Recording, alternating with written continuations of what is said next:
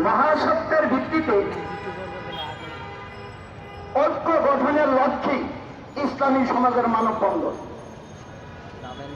মহাসত্যের ভিত্তিতে যতদিন ঐক্য হবে না ততদিন মানুষ, সারা পৃথিবীর মানুষ ওয়াজ নসিহত করার পরেও কখনো এক হতে পারবে না।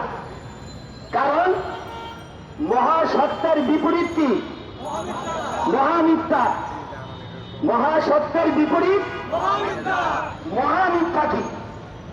আপনারা জানেন মহামিথ্যা আল্লাহ রাব্বুল আলামিন পবিত্র আল কোরআনে জানিয়ে দিয়েছিলেন মহামিথ্যার মধ্যে কারা ছিল। যেমন ফেরাউন বলেছিল আনা রব্বুকুমুল আলা, আমি হলাম তোদের সবচেয়ে বড় রব। ফেরাউন কি রব? তাহলে ফেরাউন কি দাবি করেছিল? এটা কি সত্য না মিথ্যা? মহামিথ্যা। শুধু মিথ্যা নয়, মহামিথ্যা। কারণ যিনি রব হবে তার চিরন্তন এবং চিরস্থায়ী সত্তা হতে হবে। যার লয় নাই, ক্ষয় নাই, আহার নাই, তন্দ্র নাই, চাও পাওয়া নাই, তিনি হবেন একমাত্র রব। কিন্তু ফেরাউন কি মানুষ না? তার লয় আছে, ক্ষয় আছে, আহার তন্দ্র সব আছে কি নাই? তাহলে সে যে দাবি করছে সে রব, সে কি রব? তাহলে এটা মহামিথ্যা। এখানে ফেরাউনের রব দাবির মানি ছিল কি? এখানে ফেরাউনের রব দাবির মানি ছিল এই মিশর নামক সমাজ রাষ্ট্র গঠন পরিচালনায় আমি সার্বভৌমত্বের মালিক, আমি আইনদাতা, আমি শাসনকর্তা। এটা ছিল মহামিথ্যা। মানুষ কোনদিন সার্বভৌমত্বের মালিক হতে পারে না, পারবেও না। অর্থাৎ মানুষের আইন আইন নয়, এটাকে বলা হয়েছে জাহিলিয়াত। তাহলে ফেরাউনের তৈরি করা আইন কি আইন না জাহিলিয়াত? নমরুদের আইন কি আইন না জাহিলিয়াত? আবু জাহেলের তৈরি করা আইন কি আইন না জাহিলিয়াত?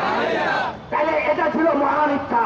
এই মহামিথ্যার বিরুদ্ধে বিদ্রোহ ঘোষণা করে মহাসত্যের ভিত্তিতে মুসা আলাইহিস সালাম, ইব্রাহিম আলাইহিস সালাম, মুহাম্মদ সাল্লাল্লাহু আলাইহি ওয়াসাল্লাম জাতির মানুষকে ঐক্যের লক্ষ্যে দাওয়াত দিয়েছিলেন নাকি? যারা মহামিথ্যা ত্যাগ করে সত্য গ্রহণ করেছেন তারা হয়ে গেছেন ইমানদার। আর এই কিছু ইমানদারদের হাতে আল্লাহ রাব্বুল আলামিন এই মহাসত্যের কারণে তাদেরকে রাষ্ট্রীয় শাসন ক্ষমতা দান করছেন।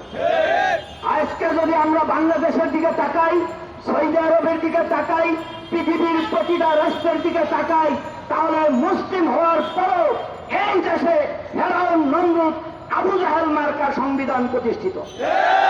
তাহলে এটা কি মহামিথ্যা নয়? আজকে যে মুসলিম নিজেরা দাবি করেন আপনারা ইসলামের নামে যে কিছু ইবাদত পালন করেন, আপনাদের এই ইবাদত এই মহামিথ্যা ত্যাগ না করা পর্যন্ত, মহাসত্য গ্রহণ না করা পর্যন্ত তখনই আল্লাহর কাছে গ্রহণযোগ্য হবে না। আর এই ইবাদত করার পরেও যে আশা করেন জান্নাতে যাবেন, আপনাদের নসিবে জান্নাত হবে না, জাহান্নামই হবে ঠিকানা। তাহলে এমত অবস্থায় বাংলাদেশ সহ গোটা পৃথিবীর মানুষ জাহান্নামের দিকে ধাবিত হচ্ছে। এটা যারা বুঝবে তারা কি চুপ থাকবে না, মাঠে থাকবে? এই বুঝটা আল্লাহ রাব্বুল আলামিন দিয়েছেন, যুগে যুগে নবী রাসূলকে দিয়েছিলেন, এখন আর নবী রাসূল আসবেন না। এই বুঝটা আল্লাহ একজনকে দিবেন, তিনি হলেন আমির। তিনি কেমন আমির? হক আমির। তিনি কেমন আমির? তিনি ছাড়া আর কোন হক আমির হইতে পারে না। যারা মানব রচিত ব্যবস্থা গণতন্ত্রের অধীনে নেতৃত্ব দিচ্ছেন তারা সে যে বা যারাই হোক তারা কখনো হক আমির না, তারা হচ্ছে মিথ্যা আমির। মিথ্যা আমিরের নেতৃত্বের আনুগত্য থাকে দুনিয়ার ধ্বংস, অকল্যাণ, অশান্তি, অরাজকতা বৃদ্ধি পাবে আর মৃত্যুর পরে যাবে জাহান্নাম। আর হক আমিরের নেতৃত্বের আনুগত্য মেনে নিলে দুনিয়ায় কল্যাণ, আখিরাতে মুক্তি পাবে। আজকে বাংলাদেশ স্বাধীনতার পর থেকে এই পর্যন্ত যত অপরাধ সংগঠিত হচ্ছে এবং যারা অপরাধ করছেন তারা জানেন আর আল্লাহ জানে। বাংলাদেশ গোটা পৃথিবীতে কি পরিমাণে অপরাধ হচ্ছে, এই সব অপরাধের মূলে হচ্ছে মানব রচিত ব্যবস্থা গণতন্ত্র। কিভাবে? একটা পয়েন্ট আপনাদেরকে বলি, দুর্নীতি এটা কি দমনের বিষয় না নির্মূলের বিষয়? তাহলে বাংলাদেশে কি দুর্নীতি নির্মূলের ব্যবস্থা না দমনের ব্যবস্থা?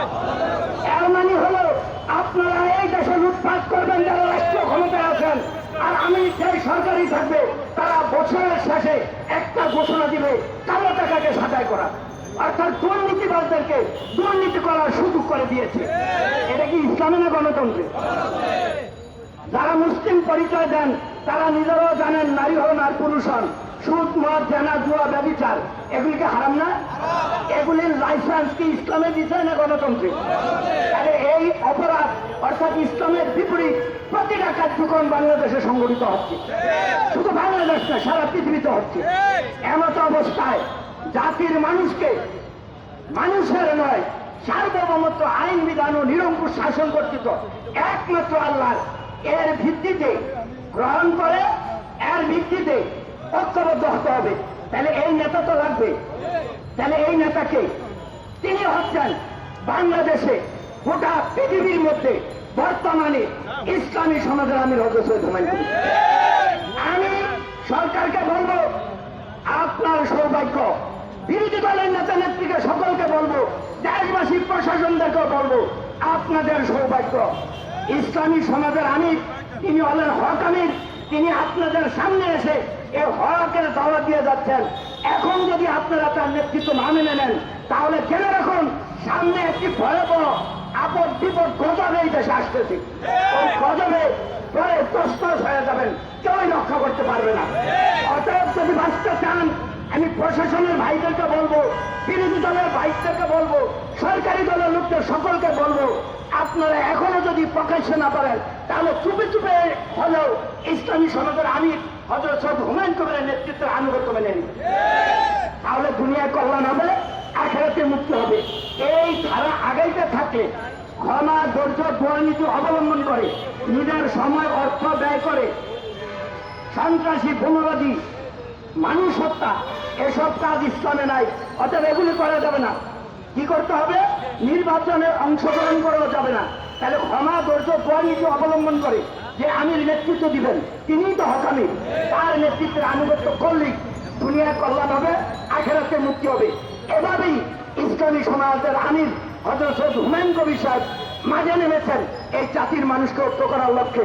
আমি আজকের এই মানববন্ধন থেকে দেশবাসী সকলকে আহ্বান করব, আর বিলম্ব না করে ইসলামী সমাজের সম্মানিত আমির হযরত সৈয়দ হুমায়ুন কবির সাহেবের নেতৃত্বের আনুগত্য মেনে নিন, তাহলে দুনিয়ার কল্যাণ আখিরাতের মুক্তি হবে। আমা আলাইনা ইল্লাল বালাগ। আসসালামু আলাইকুম ওয়া রাহমাতুল্লাহ।